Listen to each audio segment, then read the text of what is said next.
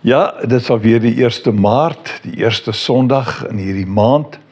En soos ons gewoonte is, praat ons 'n bietjie na aanleiding van dit wat Christus vir ons aan die kruis gedoen het, wat ons gelei het na die gebruik van die nagmaal, die gereelde gebruik. Sommige gemeentes die eerste Sondag in die maand, en ander een keer in die kwartaal ensovoorts. Maar hier by ons kuier ons elke eerste Sondag 'n bietjie rondom die nagmaal. Terwyl ons besig is om te praat van geskenke, is dit dalk ook goed om net 'n oomblik daaraan te dink dat die nagmaal ook vir ons sekere geskenke inhou. Want ons weet, elke keer as ons van die beker drink en die brood eet, dan verkondig ons die dood van die Here totdat hy kom. Ons weet dat die dood van Christus baie meer beteken as net dit wat aan die kruis op Golgotha gebeur het, en dat dit eintlik 'n skatkis van wonderbaarlike verhoudings en geskenke van die Here en met die Here vir ons moontlik maak. Kom ons lees in hierdie konteks 'n gedeelte uit 2 Petrus 1. Ek wil graag hierdie paar verse net saam met jou lees en dan kortliks by die verse weer stil staan. 2 Petrus 1 vanaf vers 3 tot 7. Sy goddelike krag, uit die aard van die saak praat, verwys dit sekerlik na God die Vader. Sy goddelike krag het ons alles geskenk wat ons nodig het om te lewe en hom te dien. Dit kom deurdat ons hom ken wat ons geroep het deur sy heerlikheid en mag. Deur dit te doen, het hy ons die kosbaarste en allergrootste gawes geskenk wat hy beloof het. Daardeur kan julle die verderf ontvlug wat deur begeerlikheid in die wêreld werksaam is en deel kry aan die goddelike natuur. En juis om hierdie rede moet julle alles in die stryd werp om julle geloof te verryk met deugsaamheid, en die deugsaamheid met kennis, die kennis met selfbeheersing, en die selfbeheersing met volharding, die volharding met godsvrug, die godsvrug met liefde onder mekaar, en die liefde onder mekaar met liefde vir alle mense. Vers 3 in hierdie gedeelte vorm eintlik die basis vir die hele res van hierdie brief, maar ten minste ook vir die gedeelte waarna ons nou kyk. Daar staan, sy goddelike krag het ons alles geskenk wat ons nodig het om te lewe en om te dien. Nou, wat wil 'n mens eintlik meer weet? Wat wil jy nog hê? Goddelike krag en die vermoë om regtig te leef, maar veral om hom te dien. Daar is niks meer nodig nie, en ek dink elke byeenkoms, elke lees van die woord en elke bestudering van die woord behoort hierdie wonderlike krag en die geskenk wat ons daardeur kry vir ons 'n groter werklikheid te maak. Wanneer ons by vers 4 kom, dan sien ons dat die doel hiervan is eintlik in hierdie vers vir ons opgesluit. Deur hierdie dinge het hy die kosbare en baie groot beloftes aan ons as geskenk gegee, sodat julle, kom ons sê maar, ons daardeur deelgenote aan die goddelike natuur kan word, nadat julle die verderf wat deur die begeerlikheid in die wêreld is ontvlug het. Nou dat is 'n baie belangrike ding wat hier gesê word. Daar is 'n proses, 'n poging, 'n mag aan die werk om alles wat goed is, alles wat reg is, alles wat mooi is, te vernietig. En om juis hierdie proses wat in die wêreld aan die gang is, teen te werk, het ons juis hierdie kosbare geskenke tot ons beskikking. Hy sê het hierdie kosbare en groot beloftes aan ons as 'n geskenk gegee. En hierdie beloftes is nie net iets ergens soos 'n boek op 'n rak of 'n idee ergens wat iemand af en toe met ons wil deel nie. Nee, Dit is inderwaarheid deel van ons menswees, van die manier hoe ons dink en hoe ons die lewe lei. En op die wonderbaarlike manier, of die wonderbaarlike feit hiervan, is dat ons op hierdie manier inderwaarheid deelgenote aan die goddelike natuur kan kry.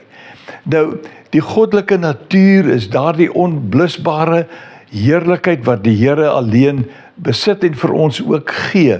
En ons kry deel daarvan. En ons ontvlug, ons oorwin inderwaarheid die verderf.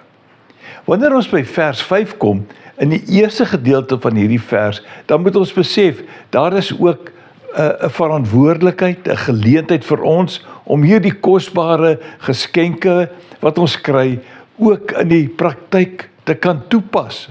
Hy sê, daarom moet julle alles in die stryd werp om.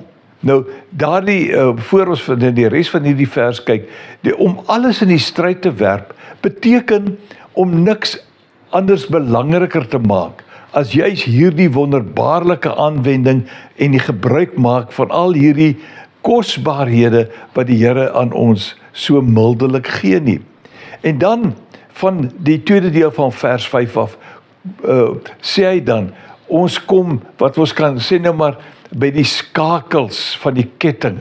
Daar is 'n proses, soos 'n ketting wat skakels het, wat die een na die ander skakel lei, en so 'n mens eintlik in die proses van groei plaas en ontwikkeling van jou geestelike lewe.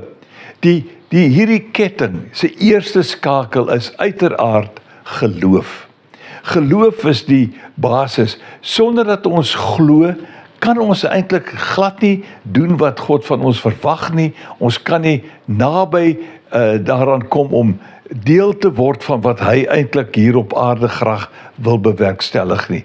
Ons geloof in Christus se daad aan die kruis, sy boodskap wat hy vir ons bring, en ons vertrou op hom, is die beginpunt, die eerste ketting in hierdie, of die eerste skakel in hierdie ketting.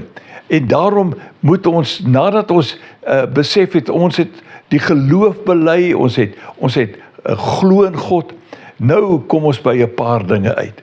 Een van hulle is om by hierdie geloof deug te voeg. Nou, dit is goed om te glo, maar dit is ook belangrik om deug te hê. Nou, 'n mens kan oor hierdie deug nou heel wat sê, maar kom ons maak dit kort en sê, om deug by te voeg beteken dat jy eerlikheid en integriteit gaan handhaaf. Nou, daar is 'n groot verskil tussen die twee, en ek dink daar's baie meer aspekte van deug, maar wanneer ons kyk na eerlikheid, is dit om altyd te poog om die waarheid te praat, maar om integriteit aan die dag te lê, is eintlik om meer as net eerlik te wees, om te bely dat jy in eerlikheid selfs nie altyd presies die regte ding gesê en gedoen het nie, en dat jy eintlik daarmee die hoër basis van verhouding tussen mense wil handhaaf. So, ons voeg by geloof, die deug, goeie dinge, integriteit en eerlikheid, en dan kennis. Nou, baie mense is huiwerig om kennis by te voeg, behalwe miskien die kennis wat hy of sy nodig het met die dag se lewe, die werk wat hy moet doen, om te weet hoe dit moet doen, hoe dit gedoen moet word, ensovoorts.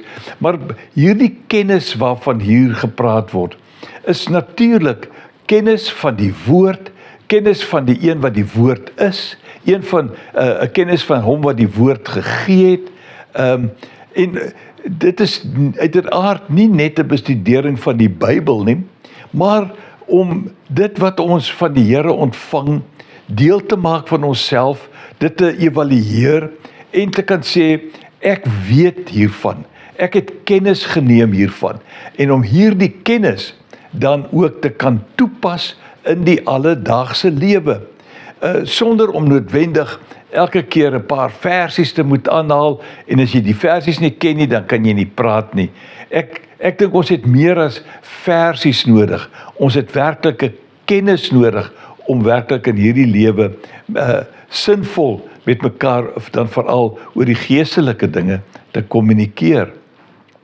Nou sê hy in vers 6, die eerste deel, ons moet by kennis selfbeheersing voeg. Nou dit is so maklik vir mense om so slim te wees, so vol kennis te wees, dat hy eintlik nie, dat dit eintlik vir hom of haar saak maak, wat mense dink, hulle eie opinie word eintlik oorheers, hy word eintlik oordonder met sy kennis, en geen selfbeheersing veroorsaak dat mense die harnas ingejaag word. Ek dink daar's baie mense wat vandag eintlik niks van die Here en sy woord en van geestelike dinge wil weet nie, omdat ergens iemand sonder selfbeheersing hom geforseer het, of probeer forceer het, om dinge te doen. Ek meen, kom ons maak dit eenvoudig. Hoe dikwels word jong mense nie geforseer eenvoudig om jeugbyeenkomste by te woon, om sondagskool toe te gaan. En ons dink dit is so mooi en goed en regverdig dat ons dit van ons kinders en ons jeug verwag. Maar dis goed. Maar kom ons doen dit met selfbeheersing en daarmee betoon ons begrip teenoor die ander persoon met wie ons hierdie kennis deel. Dan kom ons by volharding. Dis baie maklik om dinge te begin doen, om mooi idees te hê, maar om te volhard daarmee, om dit uit te voer, is tog deel van ons verantwoordelikheid. Ons weet dat die kruisdood van Christus vir ons 'n ewige gevolg bewerkstellig het. En daardie bevryding wat ons deur die bloed van Christus kry, is tot vandag toe nog deel van ons voordeel. En dit is deel van die volharding om hierdie voortgesette krag van die genade en die versoening met mense te deel en nie terug te staan en oorweldig te word deur probleme en uitdagings van hierdie lewe nie. Dan kom ons, hy sê as jy nou al hierdie dinge het, kom dan sit bietjie godsvrug ook daarby.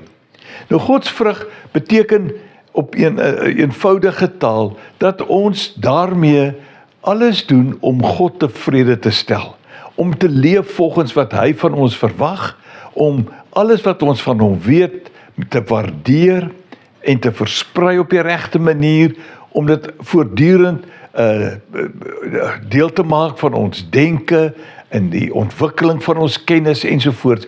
Hierdie godsvrug is die eintlike resultaat van ons toewyding aan die Here. Ons dra die resultate daarvan en ons versprei die resultate daarvan. Nou kom ons by twee belangrike dinge, die laaste twee.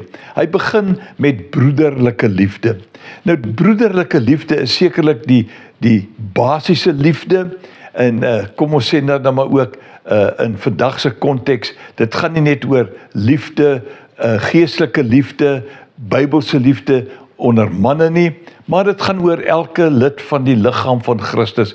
Mans en vrouens moet mekaar met liefde beheen en na mekaar omsien en vir mekaar werklik omgee.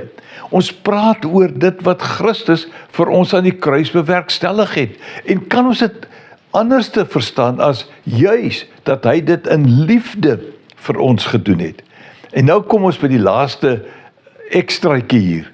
En as jy nou broederlike liefde kan toepas, probeer 'n bietjie liefde vir almal.